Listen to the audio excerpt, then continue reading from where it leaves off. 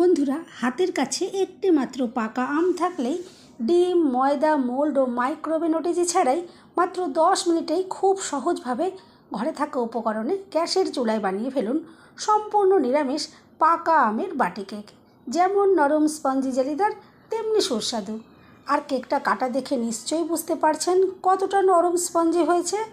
বাচ্চাদের স্কুলের টিফিন বা সকালের জলখাবারে এভাবে ঝটপট বানিয়ে নিতে পারেন। সম্পূর্ণ ভিডিও দেখতে থাকুন। রেসিপি ভালো লাগলে লাইক, শেয়ার, কমেন্ট ও সাবস্ক্রাইব করে পাশে থাকবেন। দেখে নেওয়া যাক আজকের রেসিপি।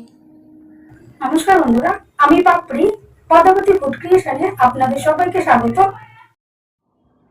পাকা আমের কেক তৈরি করার জন্য প্রথমেই একটা জায়গা নিয়ে নিলাম। আর এখানে 1 কাপ আমি নিয়ে নিচ্ছি গমের আটা। আমরা যেই আটা দিয়ে রুটি তৈরি করি এখানে আমি আটার ব্যবহার করছি। 1 কাপ দেখুন আটা একটা ছাঁকনিতে আমি নিয়ে নিয়েছি আর এভাবে একটু চেলে নিচ্ছি। দেখুন সামান্য পরিমাণে একটু ভুসি ছিল, সেটা বেরিয়ে গেল। এটা এখন আমি সাইডে রেখে দিচ্ছি। এরপর এখানে আমি একটা আলাদা জায়গা নিয়ে নিচ্ছি 2 চামচ সুজি। এখানে আমি সরু দানার সুজি দিলাম, আপনারা যে কোনো দানার সুজি এখানে ব্যবহার করতে পারেন। 2 চামচ সুজি হলেই হয়ে যাবে। আর নিয়েছি 1/2 কাপ গোটা চিনি। একদম সহজভাবে আপনাদেরকে দেখাবো, চিনির গুঁড়ো করার কোনো রকম প্রয়োজন পড়বে না, ঝটপট একদম বানিয়ে নেওয়া যাবে। আর দিয়ে দিলাম 1 চিমটে নুন, যাতে মিষ্টির ব্যালেন্সটা খুব ভালো হয়। এরপর দেখুন আমি এখানে নিয়েছি 1 কাপের থেকে একটু কম হালকা গরম লিকুইড দুধ।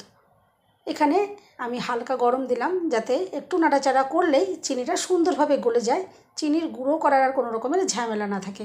দেখুন এভাবে একটু নাড়াচাড়া করে নিচ্ছি। আর যেহেতু দুধটা হালকা গরম রয়েছে, খুব সুন্দরভাবে চিনি এখানে গলে যাবে। আর এভাবে নাড়াচাড়া করার জন্য দুধটাও ঠান্ডা হয়ে যাবে, কারণ গরম দুধে কেক তৈরি করা যায় না। এভাবে নাড়াচাড়া করতে করতে দুধটা একদম নর্মাল টেম্পারেচারে হয়ে যাবে। একদম সহজ পদ্ধতিতে আপনাদের দেখাচ্ছি যাতে সময়টা খুবই কম লাগে। দেখুন আমি নাড়াচাড়া করে মিশিয়ে নিয়েছি, চিনি কিন্তু খুব সুন্দরভাবে গলে গেছে।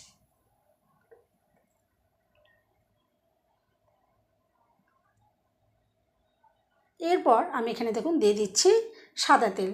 এখানে আমি যে টেবিল চামচ আছে তার 4 চামচ এখানে সাদা তেল দিয়ে দিলাম। আপনারা চাইলে এখানে বাটার দিয়েও করতে পারেন। বাটার তাহলে একটু মেল্ট করে নেবেন। তেল দেওয়ার পর খুব ভালো করে আবারও মিশিয়ে নেব। মেশানোটা যত সুন্দর হবে কেকটা কিন্তু ততটাই স্পঞ্জি ফ্লাফি তৈরি হবে। দেখুন খুব ভালো করে আমি একটু মিশিয়ে নিলাম।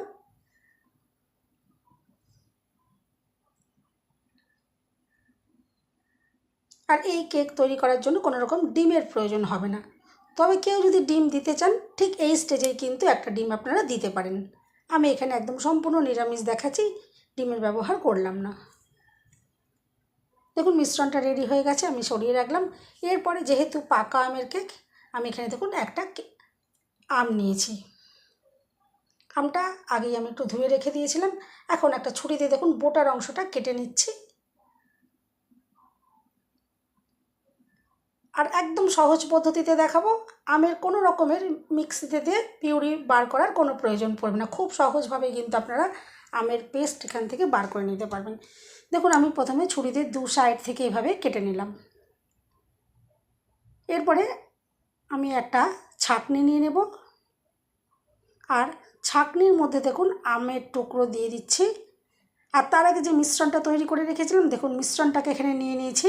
আর ডাইরেক্ট আমি এই মিশ্রণটার মধ্যে দেখুন আমের পিউরিটা এভাবে দিয়ে দিচ্ছি, যাতে আলাদা কোনো জায়গারও কোনো প্রয়োজন না পড়ে। দেখুন ছাঁকনি দিয়ে এভাবে আমের টুকরোটা যদি এভাবে ঘষা হয়, খুব সুন্দরভাবে দেখবেন এখানে আমের পিউরিটা বার করে নিতে পারবেন। আলাদা করে আর মিক্সিতে দেওয়ার কোনো রকমের দরকার পড়বে না। একদম সহজ পদ্ধতিতে দেখাচ্ছি যাতে খুব কম সময়ের মধ্যে ঝটপট বানিয়ে নিতে পারেন কেকটা। আমি এখানে দেখুন 2 টুকরো যে আম ছিল, সে 2 টুকরো আমেরই আমি এখানে পিউরি বানিয়ে নিয়েছি। আর আটির অংশটা আমি কিছু কাজে লাগালাম না। দেখুন কত সুন্দরভাবে আমের পিউরি ঝটপট একদম রেডি হয়ে গেল। এরপর দেখুন আবারও ভালো করে আমি এখন মিশিয়ে নিচ্ছি মিশ্রণের সাথে। আর যেহেতু পাকা আমের কেক, আমি এখানে আর কোনো রকমের এসেন্স ব্যবহার করলাম না। তবে আপনারা চাইলে এখানে একটু ভ্যানিলা এসেন্সও দিতে পারেন, তাতেও কিন্তু ফ্লেভারটা অসাধারণ লাগে। তবে যেহেতু ফ্রেশ আম দিয়ে বানানো হচ্ছে, আমের একটা সুন্দর স্মেল আছে। বা এখানে আপনারা চাইলে ম্যাঙ্গো এসেন্সও দিতে পারেন। দেখুন এরপরে যে আটাটা আমি চেলে রেখেছিলাম, আটাটা বারে বারে অল্প অল্প করে দিয়ে দেখুন মিশিয়ে নিচ্ছি। তাহলে কোনো রকমের এখানে বড় দলা হবে না, খুব সুন্দরভাবে মিশিয়ে নেওয়া যাবে। আমি 3 বারে আটাটা দেখুন অল্প অল্প করে দিয়ে মিশিয়ে নেব। এভাবে মেশালে মিশ্রণটা একদম স্মুথভাবে রেডি করা যায়, কোনো রকমের এখানে দলা হয়ে যাওয়ার চান্স থাকবে না। এরপর দেখুন খুব ভালো করে একটু নাড়াচাড়া করে আমি মিশিয়ে নেব, যাতে কোনো রকমের এখানে দলাভাব না তৈরি হয়।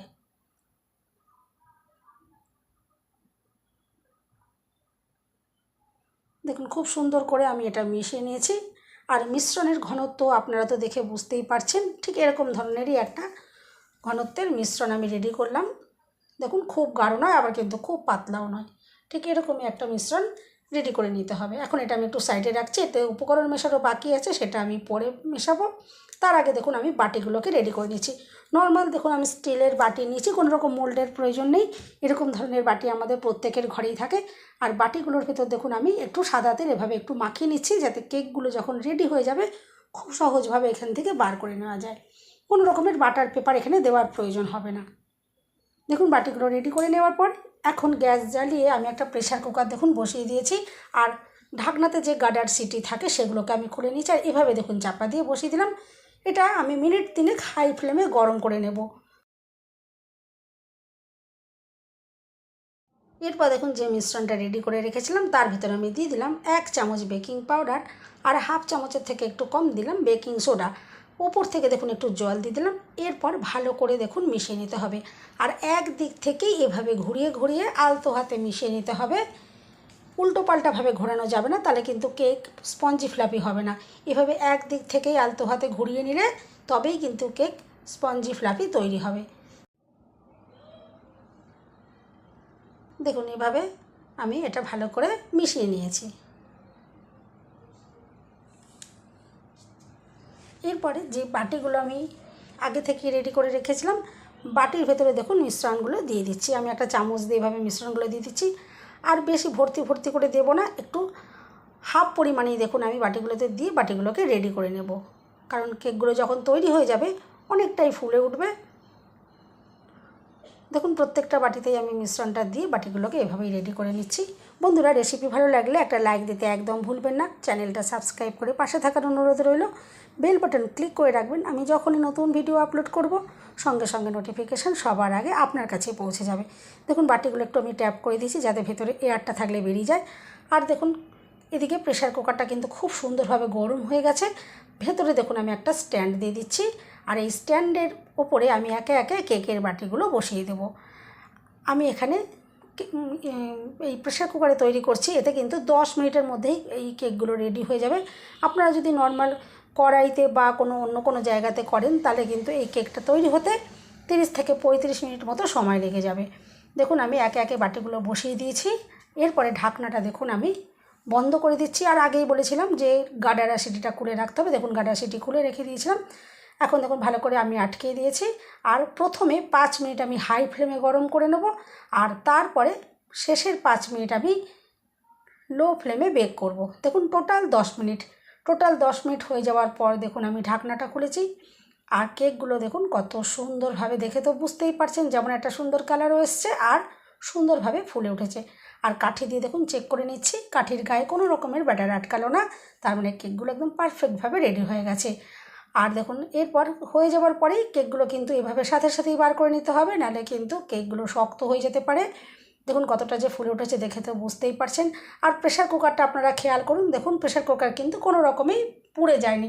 অনেক বন্ধুরা কমেন্ট করে জানতে চান যে প্রেসার কুকার পুড়ে যাবে কি না। দেখুন কত সুন্দরভাবে রেডি হয়ে গেছে। আর ঠান্ডা হয়ে যাবার পর দেখুন আমি বাটির থেকে বার করছি। গরম অবস্থায় বাটি থেকে বার করতে গেলে কেক ভেঙে যাবে, সেই জন্য দেখুন ঠান্ডা করে নেওয়ার পরে আমি বার করেছি।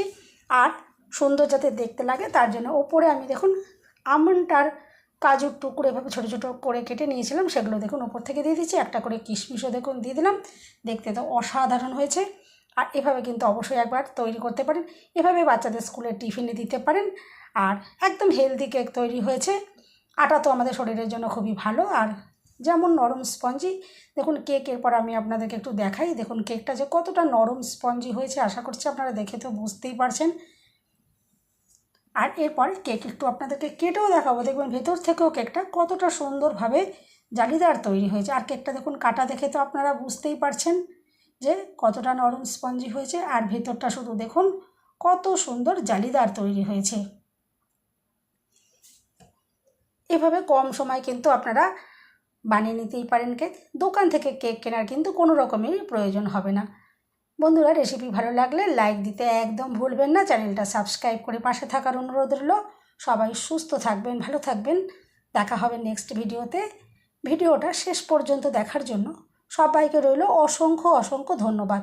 দেখুন এরপর কেক একটু ভেঙেও আপনাদেরকে দেখাই যে কতটা সুন্দর নরম স্পঞ্জি। দেখে তো বুঝতেই পারছেন আশা করছি। এভাবে অবশ্যই ট্রাই করতে পারেন। আশা করছি আজকের রেসিপি আপনাদের ভীষণ ভীষণ ভালো লাগলো।